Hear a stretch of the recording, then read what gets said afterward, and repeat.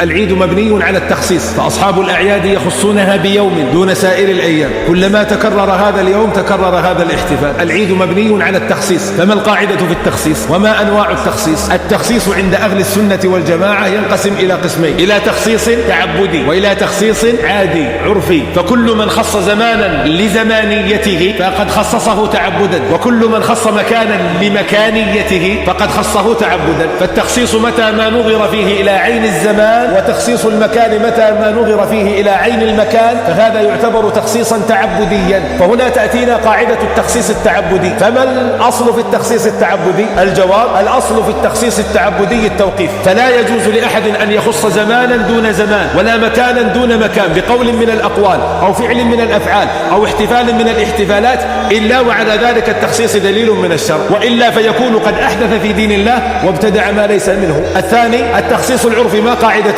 الأصل في التخصيص العرفي العادي من باب الموافقة الحل والإباحة إلا إذا خالف دليل الشرع. فإن قلت: وما حكم ما يسمى بأسبوع الشجرة؟ نقول: لا بأس به. فإن قلت: أوليس تخصيص زمان من كل عام؟ فأقول: بلى، ولكنه تخصيص زمان لم ينظر فيه إلى ذات الزمانية. فهم لا يجعلون أسبوع الشجرة في هذه الأيام لخصوصية في هذه الأيام أو لتعظيم في هذا الزمان، وإنما من باب الموافقة للدول المجاورة أو لغير ذلك من ظروف الدول وأنظمتها. ما يسمى بيوم اللغة العالمية، اللغة العربية، اليوم العالمي للغة العربية، نقول: لا بأس به. الجواب: لماذا لا بأس به؟ أوليس تخصيصا؟ نقول: نعم، هو تخصيص لكن لم ينظر فيه إلى ذات الزمانية ولا إلى ذات المكانية. فالتخصيص الأول ضيقت الدائرة فيه وجعلت توقيفية على النص، والتخصيص الثاني وسعت الدائرة فيه جعل الأصل فيه الحل والإباحة. إذا علم هذا فليعلم أن تخصيص الأعياد وأيام الأعياد البدعية والشرعية الروعية فيها الزمان، أي أنهم لا يحتفلون قبله ولا يحتفلون بعده من الأزمنة، وإنما يحتفلون إذا مر هذا الزمان بظنهم تعظيم هذا الزمان بخصوصه. أليس كذلك؟ فإن قلت: ولماذا نخص يوم الفطر